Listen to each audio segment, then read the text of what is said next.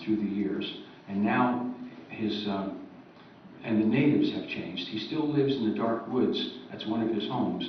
But the people of Africa are in fact doctors and lawyers and presidents and intelligent, educated men. And the witch doctor has attended universities, and the whole thing has changed over the years. And the Phantom is a protector and a benevolent force in the jungle, but he's no longer a ruler of the jungle. The people are quite capable of ruling themselves. Anyway, when the Phantom dies, his son takes over. And this is kind of scary because everybody believes that the Phantom is superstition, that the Phantom is immortal. So he has to pretend he's immortal, which meant that he kind of faces death with wisecracks, sort of like the old man from Uncle's story, except considerably before that. And each generation, we're now in the 21st generation of the Phantom, although we're going to have to fix that up because Lee Falk had such a long tenure that it doesn't make sense anymore. The Phantom has a wolf, a gray mountain wolf, and he has a white stallion. And at this point, his wolf's pretty old because his wolf fought against Nazis during World War II. So you may have to adapt the timeline. Some comic strips get older, and some don't. Like For Better or Worse, a wonderful strip, the characters keep aging. Blondie, they never aged.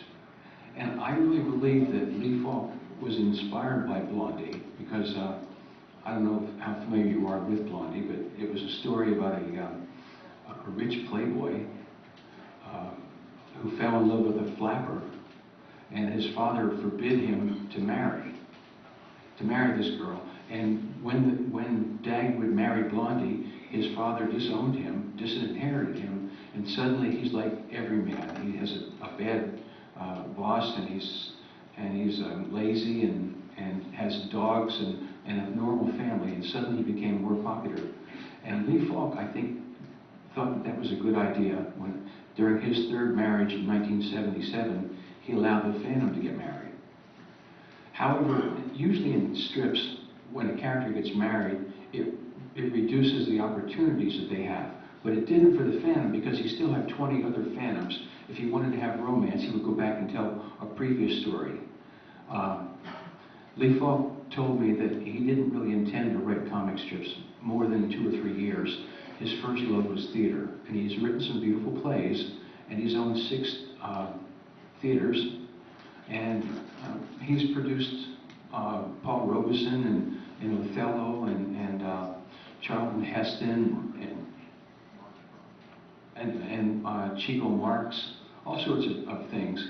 But I think that the Phantom and Mandrake, to a point, kept financing his interest in theater. And there were times when the artists were very frustrated because Lee was late getting his strips to them, because he really didn't care that much about the Phantom. He cared about theater. However, all of the ability to write plays and direct plays started to work its way into a strip, which instead of making it, instead of him taking less time on it, it began to really enrich it. And his strip was based on probably more complex than any other strip or comic book. It was based on history, on current events, on literature.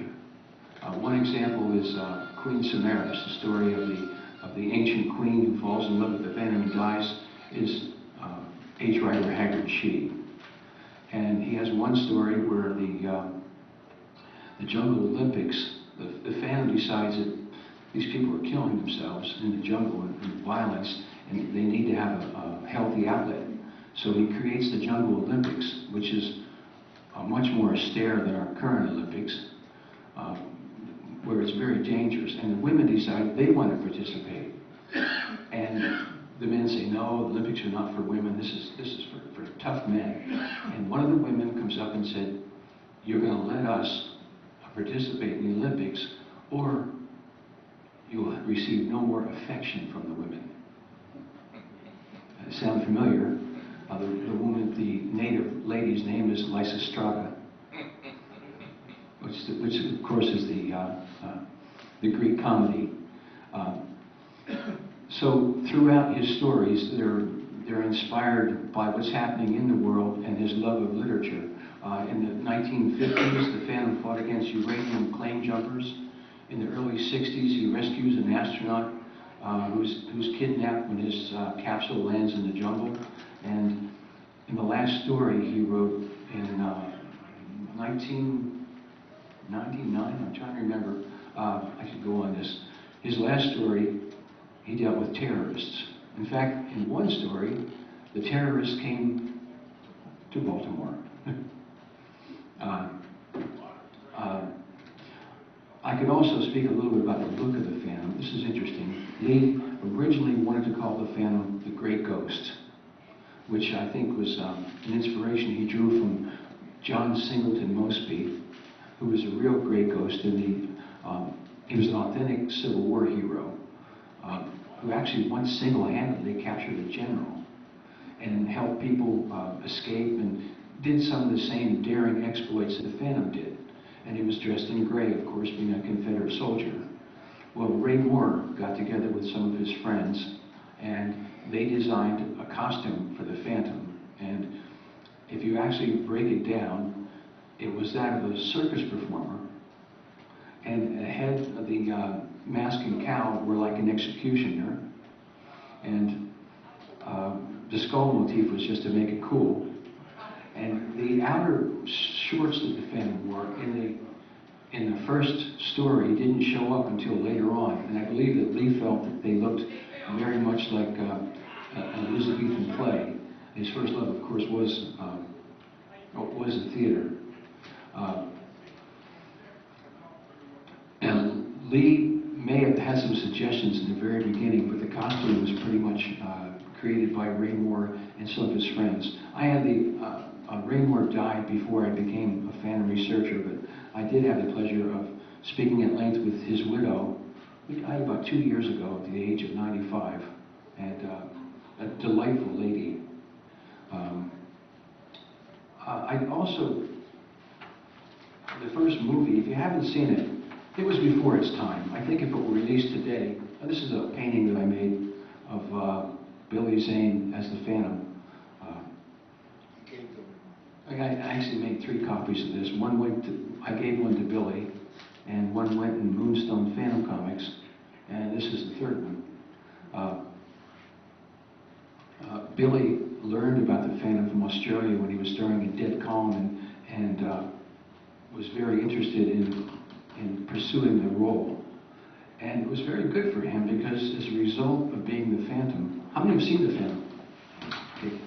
As a result of being the Phantom, he told Billy that he was offered the role in Titanic.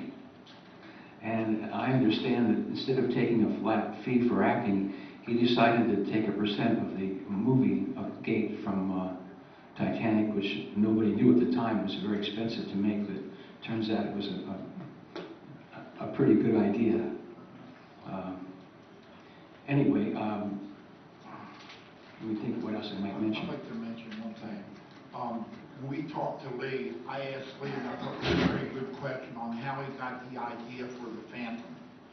And because Lee was so well read with the classics, he said the Phantom was part Robin Hood, part Ivanhoe, had all these characters in mind and combined them when he thought of the Phantom.